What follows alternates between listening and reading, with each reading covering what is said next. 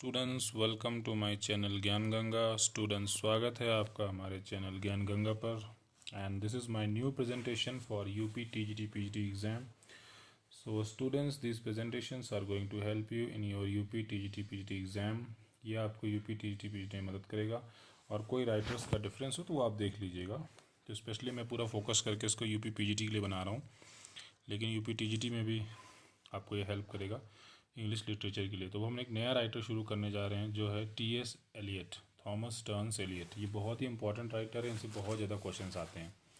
ठीक है, खैर सभी राइटर्स इंपॉर्टेंट है जो भी सिलेबस में है। तो चलिए बिना टाइम वेस्ट किए हम शुरू करते हैं T.S. एलियट के बारे में, और इनका हम एक इम्पॉर्टेंट वर्क डिस्कस करेंगे। सबसे पहले द वेस्ट लैंड। तो उसको डिस्कस करने से पहले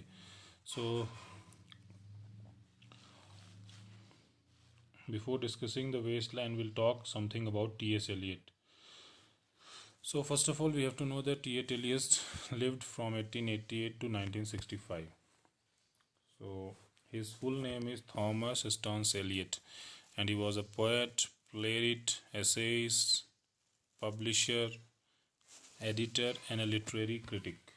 So you have to keep in mind all these things, that he was a poet, playwright, essayist, publisher, editor, and literary critic. तो आपको ये याद रखना है स्टूडेंट्स यहाँ पर कि ये एक पोएट थे, प्लेरिट थे, पब्लिशर थे, एडिटर थे और लिटरेरी क्रिटिक भी थे, जो 1888 से 1965 के बीच में रहे।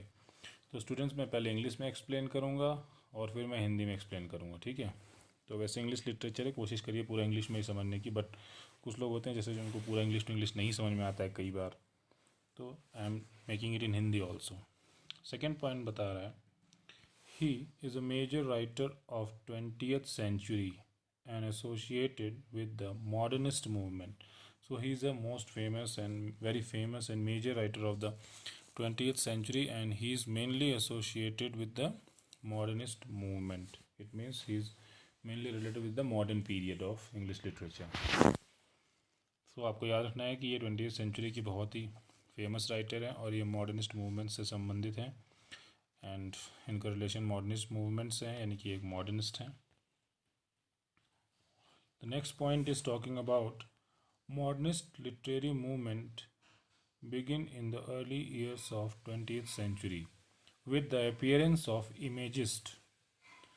They wrote in reaction to Victorian period. So all the modernists actually wrote in reaction to the Victorian poetry.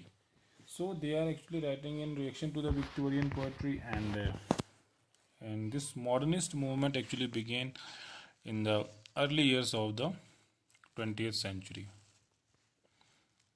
तो ये आपको याद रखना है कि जो मॉडर्निस्ट लिटरेरी मूवमेंट है वो शुरू हुआ कुछ शुरुआती सालों में 20th सेंचुरी के। कब? जब इमेजिस्ट अपीयर हुए, व्हेन द इमेजिस्ट अपीयर्ड, जब इमेजिस्ट आने लगे, कुछ इस तरह के राइटर्स आने लगे जो इमेजिज्म का यूज़ करने लगे, इमेजरी का यूज़ करने लगे, और इन्होंने मतलब इस तरह से लिखा कि भाई विक्टोरियन पोइट्री के अगेंस्ट, मतलब उसके रिएक्शन में। तो जो विक्टोरियन पोइट्री थी उसके रिएक्शन में इन्होंने लिखना शुरू किया। तो कहीं ना कहीं विक्टोरियन पीरियड को उन्होंने, विक्टोरियन जो सेट नॉर्म्स थे उसको उन्होंने फॉलो नहीं किया। Next point is that he was awarded with Nobel prize in literature in 1948। देखिए इतने ग्रेट राइटर थे कि इन्होंने नोबेल प्राइज़ भी मिला। तो ही was awarded with the Nobel prize in literature in 1948 for what, आपसे ये पूछा जा सकता है क्वेश्चन। तो स्टूडेंट्स आपको बताना चाहूँगा, यहाँ भी जितने भी मैंने ये पॉइंट्स डिस्कस कर रहा हूँ ना, हर पॉइंट में एक दो क्वेश्चन बनते हैं, ठीक है। तो मैं बार बार ये नहीं बताऊँगा कि हाँ यहाँ क्या पूछा जाएगा क्या नहीं पूछा जाएगा। तो आपको ये ध्यान में रखना है। जैसे पूछ लेगा भाई किस काम के लिए इनको नोबेल प्राइज़ मिला, तो for his outstanding pioneer contribution to present day poetry. तो इनके आउटस्टैंडिंग पॉइनियर कॉन्ट्रीब्यूशन जो भी प्रेजेंट डे पोइट्री में है उसके लिए इनको जो है नोबेल प्राइज़ मिला 1948 में। So we have to keep in mind that he was awarded with the Nobel Prize in Literature in 1948 for his outstanding pioneer contribution to the present day poetry, right? तो ये आप याद रखिएगा कि उनको Nobel prize मिला, किस साल में मिला, तो 1948 में मिला। Next point is talking about Eliot's first collection of poetry was published as Prufrock and Other Observations in 1917. So it is a very authorized and very good version of poetry, that is Prufrock and Other Observations, which is published in 1917, and this is termed as his first collection of poetry. So if you are asked about the first collection of poetry, then it is Prufrock and Other Observations in 1917. तो याद रखना है students आपको यहाँ पे कि Elliott का जो फर्स्ट कलेक्शन ऑफ पोइट्री था वो था पब्लिश हुआ था 1917 में. किस रूप में कलेक्शन ऑफ पोइट्री इनका पब्लिश हुआ? तो वो हुआ प्रूफ्रॉग एंड अदर ऑब्जर्वेशंस के रूप में. ठीक है, ये सारे पॉइंट देखिए आपसे पूछ सकता है कि उनका फर्स्ट कलेक्शन ऑफ पोइट्री क्या था, प्रूफ्रॉग एंड अदर ऑब्जर्वेशंस था, कब पब्लिश हुआ ये 1917 में, right. Next point is he experimented with diction, versification होगा ये, versification and style of modern poetry. So he did a lot of experiments with the diction, with the versification, with the style of modern poetry. So he did not simply follow the tradition, he experimented with the poetry. इन्होंने क्या किया कि मतलब जो भी पुराने set norms थे उसको नहीं फॉलो किया, इन्होंने बहुत मतलब एक्सपेरिमेंट किया पोइट्री में, अपने वर्क्स में सोच विचार हर चीज़ को पूरा बदला, पूरे स्टाइल को बदला, पूरे थीम को बदला, बहुत मतलब चेंजेस, बहुत ही मतलब नए थॉट्स के साथ इन्होंने सारे वर्क्स को लिखा है, right. Next is he was also awarded with order of merit in 1948. इनको नोबेल प्राइज तो मिला ही था, but he was also awarded with order of merit in 1948. So we have to keep in mind that he was given 2 awards, that is order of merit in 1948 and Nobel Prize also in 1948. तो इनको order of merit भी दिया गया था 1948 में और Nobel prize भी दिया गया था. Next point is talking about he was mostly influenced by George Santayana and Irving Babbitt at Harvard. So he was influenced by these 2 persons, that is George Santayana and Irving Babbitt at Harvard. तो हमें याद रखना है कि इनके ऊपर 2 लोगों का बहुत ज़्यादा प्रभाव पड़ा, एक जॉर्ज सेंटाइना और इरविंग बैबिट का, जब ये हार्वर्ड में पढ़ रहे थे तब. अब अगर हम बात करें major works of T.S. Eliot, so if we talk about the major works of T.S. Eliot, they include the love song of J. Alfred Prufrock, The Wasteland, Portrait of a Lady, Geronson, 4 Quartets, The Hollow Men, The Cocktail Party, and Murder in the Cathedral. These are the few important works. तो ये सारे कुछ important works हैं, इनको आप याद रखिएगा, इनके नाम. कई बार पूछ लेता है भाई 4 Quartets किसने लिखा है या दी हॉलो मैन किसने लिखा है, इस तरह के क्वेश्चंस भी कई बार ये सिंपल क्वेश्चंस भी पूछ लेते हैं. तो T.S. Eliot के जितने भी मेजर वर्क्स हैं वो सारे आपको डील करने हैं और अच्छे से पूरा याद रखना है इसको, ठीक है. Next point is talking about Charles Powell called works of Eliot as incomprehensible. देखिए here a question can be asked that who commented about Eliot like his works are incomprehensible. So you have to remember the name of the person, like Charles Powell called the works of the Eliot as incomprehensible, right? And Cynthia Ozick in his essay on Eliot called the period of 1940s to 1960s as the age of Eliot.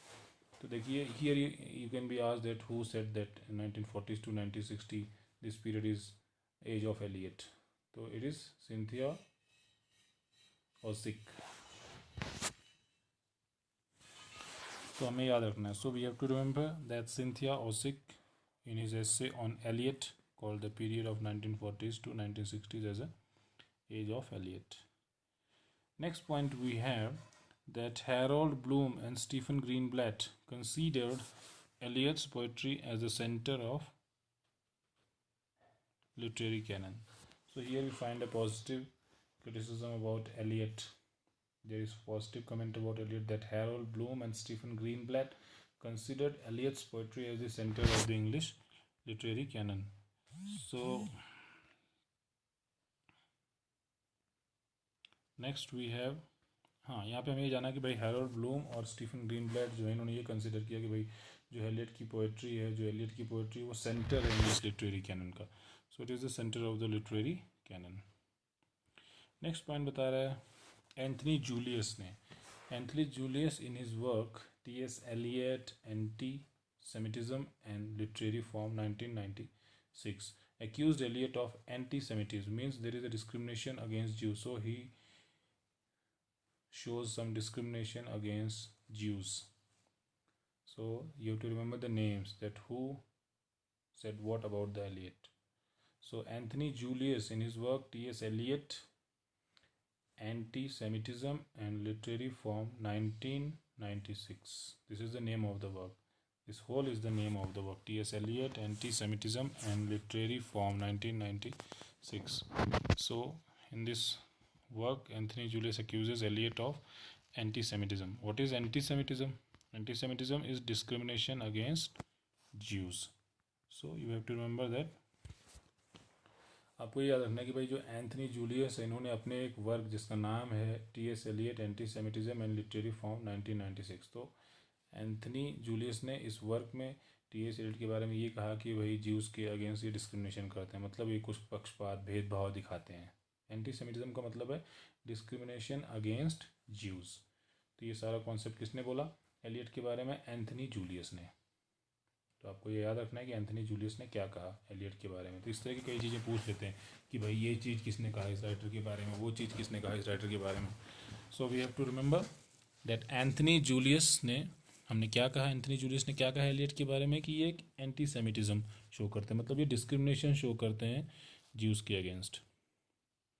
So all these points we have to remember. These are some of the very important points about T.S. Eliot, and I'll come with more points about T.S. Eliot, and then we will discuss The Waste Land, very important work by T.S. Eliot, right? तो students, I hope आपको ये presentation अच्छा लग रहा हो। अगर आपको presentation अच्छा लगे तो इसको पढ़िए, समझिए, दूसरों को भी शेयर करिए और हमारे चैनल को सब्सक्राइब कीजिए। यूपी टीजीटी पीजीटी के लिए हमारे चैनल पे आपको पूरा कंटेंट, डेली क्लासेस मिलेंगे आपको, ठीक है। थोड़ा टाइम की प्रॉब्लम है क्योंकि देखिए मैं गवर्नमेंट जॉब में हूँ, so I am in a government job, I have to manage time, and I will teach for NET exam also, so you can subscribe my channel and you can follow me on Unacademy learning app also, because I am teaching on Unacademy learning app also, so you can follow me on Unacademy learning app also. My name is Sandeep Kumar. You can follow me with my name Sandeep Kumar, and if you have any doubt you can ask me in comment box, or you can get my number, you can WhatsApp me. If any help you need, any kind of help you need, you can WhatsApp me, you can call me, you can talk to me. तो students देखिए, मैं भी government job में हूँ, मैं government employee हूँ, तो मुझे बड़ा मुश्किल होता है टाइम मैनेज करना, इसलिए मैं दिन में 1-2 लेक्चर जरूर डालूंगा। तो थोड़ा थोड़ा पढ़ेंगे, हम अच्छे से तैयार करेंगे, और ये बहुत मेहनत लगती है भाई जो पूरा नोट्स बनाने में। तो यहाँ पे सारे वो इंपॉर्टेंट पॉइंट्स मैं लेकर आ रहा हूँ जो एग्ज़ाम में पूछा जाएगा, ठीक है। यहाँ पे कोई फालतू चीज़ आपको नहीं मिलेगी कि पूरी कहानी दुनिया भर की डाल दी है मैंने। पूरी कहानी देखिए इंटरनेट पे बहुत जगह अवेलेबल है, गूगल पे चले जाओ, यूट्यूब में भी बहुत जगह है। बट मेरा यहाँ पढ़ाने का फोकस सिर्फ इतना है कि हम आपको वो पॉइंट्स ला के दो जो एग्ज़ाम में आते हैं। तो मेरा एक्सपीरियंस है, 2-3 साल का मुझे एक्सपीरियंस हो गया इंग्लिश लिटरेचर में एग्ज़ाम देते हुए, ठीक है। वैसे तो मैं पहले साइंस से था, साइंस टीचर हूँ, बट अब मैं इंग्लिश में आ गया हूँ और मैं इंग्लिश लिटरेचर को पढ़ता हूँ और पढ़ाता हूँ। तो इंग्लिश लिटरेचर पढ़ाते हुए मुझे काफ़ी समय हो गया है। आप अच्छे से पढ़िए, समझिए, कोई डाउट हो तो पूछिए। तो स्टूडेंट्स, मिलते हैं नेक्स्ट प्रेजेंटेशन में, और एलियट के बारे में जानेंगे, और फिर द वेस्ट लैंड, हम उनका जो ग्रेट वर्क है उसको डिस्कस करेंगे, और एलियट के बहुत सारे वर्क्स हम डिस्कस करेंगे। तो आप मेरे चैनल पे जाइए, वहाँ अलग अलग प्लेलिस्ट में बना दे रहा हूँ, राइटर के नाम से बना दूंगा, ठीक है। तो यूपी टीजीटी पीजी में आपको ये मदद करेगा, या कोई भी एग्ज़ाम आप दे रहे हो, जहाँ भी इंग्लिश लिटरेचर आप पढ़ रहे हो, ये प्रेजेंटेशन आपको जरूर मदद करेंगे। वैसे स्पेशली मैं ये सिलेबस पूरा जो फॉलो कर रहा हूँ, यूपी पीजीटी का पूरा सिलेबस कवर करूँगा मैं। तो यूपी टीजीटी पीजी का पूरा सिलेबस यहाँ पे कवर होगा। So friends, see you in the next presentation. Thank you. And if you like the presentation, like, share it and subscribe it.